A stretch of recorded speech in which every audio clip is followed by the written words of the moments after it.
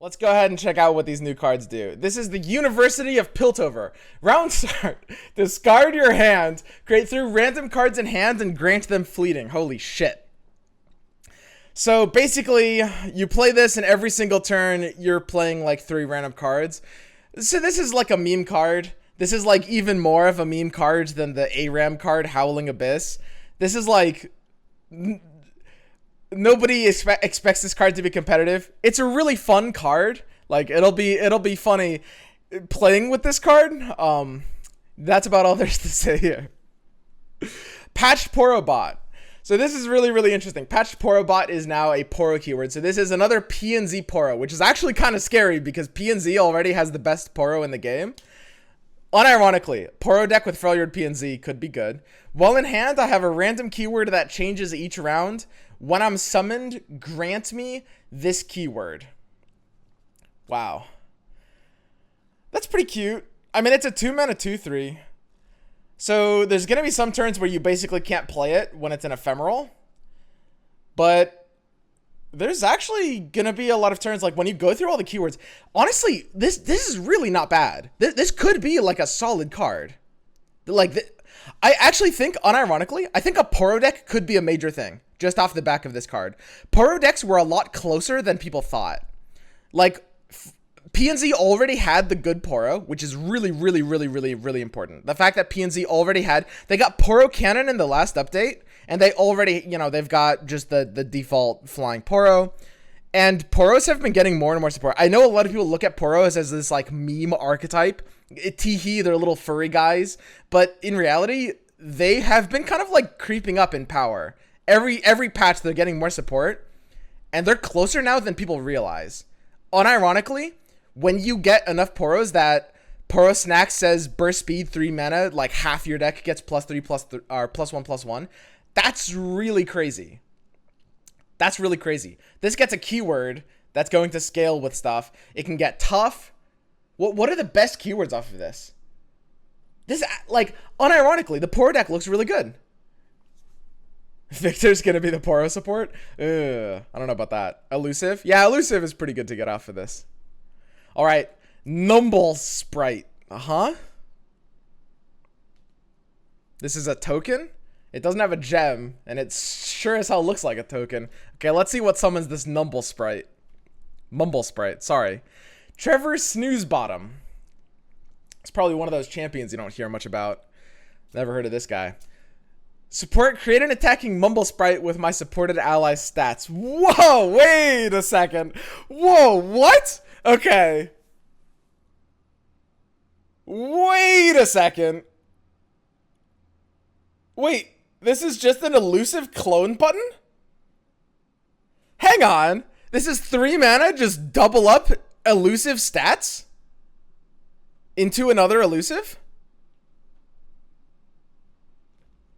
And if they hush it, it doesn't die to its own ephemeral? Well, I guess it'll die to the block. Yeah, whatever. Hush it. Let's not talk about it. But it's literally an elusive redoubler. Holy shit. This is one of the crazier potential cards I've seen. This is like a really insane card. This is actually, I see so much potential with this one. It's ridiculous. Holy shit. So one of the most powerful things in card games is like when you get the idea of doubling up in value. Because like, I mean, this is basically a double effect, right? You're taking any keyword, you're taking any buffs you have and you're doubling them. Right, so you can like buff, let's say a Green Glade duo or something, doesn't matter, and then Trevor Snoozebottom will basically say, that'll create another 6/5 Green Glade duo or whatever, and it'll even, it even summons a new unit, which means it'll buff the other green if it's a Green Glade duo. For 3 mana, this is crazy, and you don't give a shit about the stat line. A lot of people might be looking at this and saying, well, it'll always die on the first attack, or well, it dies to challengers for free. Or it does nothing. Well, you're never playing this on turn 3. This is a combo finisher. Think of this card in an elusive deck. Think of this card like you would something like Relentless Pursuit. Relentless Pursuit is a similar concept where it's a 3 mana. I'm going to double your damage, right? Now, Pursuit is obviously a lot stronger in some ways, which is the fact that it doubles your entire board's worth of damage. But Snooze Bottom has something really, really, really important that Pursuit doesn't, which is it's in Ionia. And that's huge. That's gigantic. Because you really don't want to go into Demacia just for Pursuit in elusives.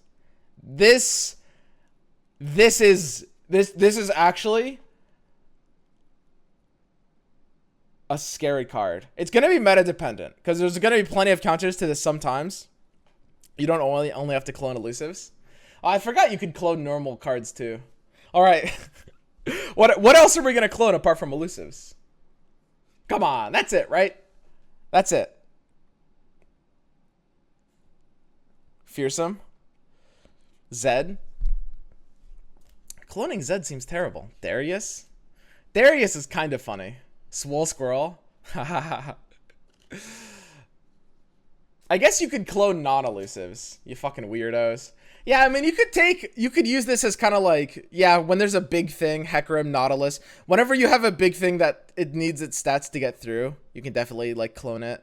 They who went there. The only problem is you're never going to be able to fit Ionia in, like, any of those decks. Clone something big. I do think cloning something really big like that, like Nautilus or They Who Endure, will often not end up being what you want from this card, because you're kind of like, you never really want to invest so much opportunity into like overkilling like that. Okay, let's go to the next card. We can talk more about Trevor later. And then the last card is Nopify. 2 manas to stop a fast or a slow spell that costs 3 or less.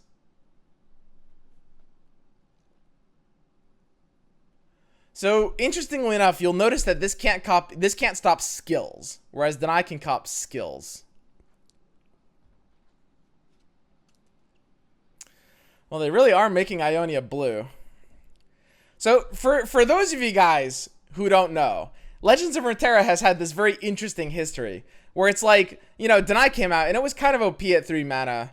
And everyone was saying, oh, Deny doesn't need nerf. You guys are all babies. You guys are all bitches. You don't even know what it's like to play against blue in Magic. That's the real, because they just have like 1,000 Denies. They have an entire archetype built around all that shit. And now, I mean, yeah, it looks like they're adding more Denies, which is interesting. I do like this card being in the game. I think. I'm pretty confident that this isn't going to be as... It's definitely not going to be as OP as people think it is. And also, if you're running any copies of this, it will be kind of over Deny. So, a lot of people right now are probably saying, like, delete this. This is, like, terrible. I'm very confident that, like, if you guys think you're going to run 3 Nopify and 3 Deny, you're fucking crazy. Like, that is... That would really, really, really not work. You're not going to want to do that at all. Instead, Nopify, the way I see it, is probably going to be like an alt Deny, right? So right now we have maybe decks that are running like 3 Deny. Maybe they'll switch to 2 Nopify, 1 Deny, or something like that. And that's why I like it. Burst spells are broken. I think a lot of people are already playing burst spells. Like, when you look at what Nopify actually counters for value, it's not a ton. This is pretty good against Bilge Nox. So I think... Is that true? I don't know. Depending on the deck you're playing, I think I'd rather run Deny against Bilge Nox. I know that seems weird because the idea should be, oh, if I'm against aggro, I want the cheaper spell. But Deny is pretty useful against that matchup already, just to stop Decimate. And I know this stops Fervor, and I know this can stop Make It Rain, but I'll run Nopify if I'm playing a deck that wants to be able to beat Make It Rain, right? That's cool. If I'm running, like, maybe, I don't know, like a deck that runs like Green Glade Duo or like a Demacia Young Witch deck or something like that that's really vulnerable to Make It Rain, I'll run Nopify, right? And I probably won't run Deny at that point. The thing is, like, I don't think you're going to be able to run like 4 or 5 Denies in a deck. I think the amount of Denies you're going to run is basically going to be the same as it was before. It's just some of the Denies will be Nopifies and some of them will be Denies. And That's my perspective, and that's kind of why I like this card's existence in the game. Now, I might be wrong. I know some of you guys are tearing your hair out right now thinking that this is going to ruin the game. I certainly hope that's not true. I mean, we'll see though. We'll see. I could be wrong about this. Maybe this will be a pretty negative impact to the game, but I really do think, like, if you're running that reactive of a deck, you're kind of screwed already. You're kind of screwed already. Like, I think you guys will find that this card's limited use will make it a lot worse than it seems. Like, so when you look at, okay, so let me give you guys an example of this.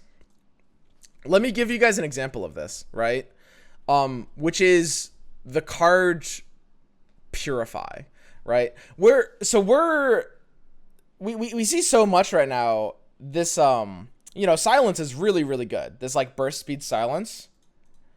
And Hush is going to be nerfed. They did basically say, it's not 100% confirmed exactly what it'll be, but it's extremely likely that Hush is going to be basically 2 mana without the fleeting clause. So it'll literally be Purify, except it only lasts for the round, but it can target champions, right? If that makes sense. But it's easy to underrate how big of a downside Purify is. The fact that it has limited application. The fact that there's certain cards you just can't cast it on is a really, really, really big downside. Like, a bigger one than you would think. It's a crazy downside, right? And the same is true for anything that targets, like, followers only as well, which is like Possession. People obviously Possession hasn't seen competitive play, but it looks good. People have experimented with it, and they just realized, like, limited targets are kind of a death sentence to a card. Not a death sentence, but they make it a lot worse than it would otherwise normally be. And that's kind of like how I'm seeing Nopify. When I look at Nopify, what I see is a card that, like, it's gonna be a lot like Purify, where yes, it's cheap, but there will be a lot of cases where your opponent will play something and you're just going to be thinking to yourself, man, I wish this Nopify was a deny. Like, run the matchups. If you play against, like, War Mothers or something like that, they're not really going to run spells that you're getting value out of Nopifying. Yes, you can Nopify, like, an unspeakable horror, but that's not really going to be worth it, right? There's going to be so many hand states where you're going to be like, oh, I wish this was an eye, or anything else. Because a lot of the best spells at, like, low mana ranges are burst speed spells right now. So I do think I'm pretty happy with this kind of effect. But yeah, I mean, who knows? It can be a little bit dangerous. We'll see. Deny is definitely better. I think overall, I mean, I don't want to use the word better or worse, because they will, like, that's why I like this card existing, because there's some cases you'll run Deny and there's some cases you'll run this, and that gives you an additional angle in deck building. That's nice, right? I will say that I will say this isn't going to replace Deny, for sure. Best against Flock. You're paying 2 mana against Flock.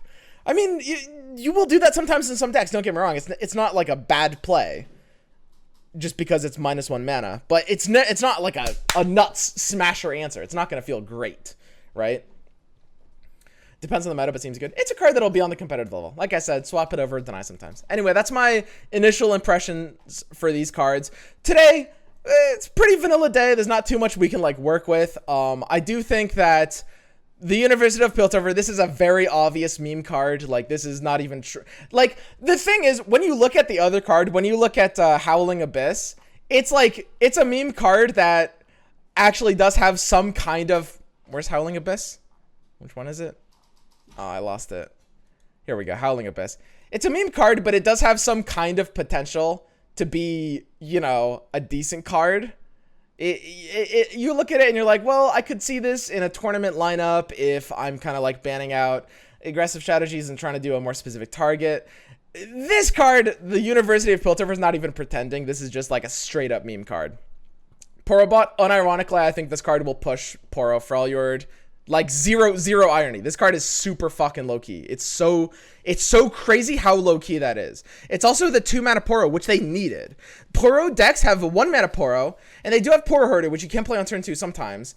And they've got a 3-mana Poro with, you know, the Mighty Poro. They never had a 2-mana Poro. Like, this card is unironically super low-key. crazy low key. And then we've got, you know, Trevor's snooze bottom as well with the Mumble Sprite. I gotta say, I'm actually a really big fan of today's reveals. I'm a really, really, really big fan of today's reveals. Today's reveals are actually probably my favorite of the entire reveal season so far. The entire last week. And I know that's going to seem kind of weird because there's not even like a champion here or something, but I think that these cards are actually going to be more competitive and will push a lot of strategies.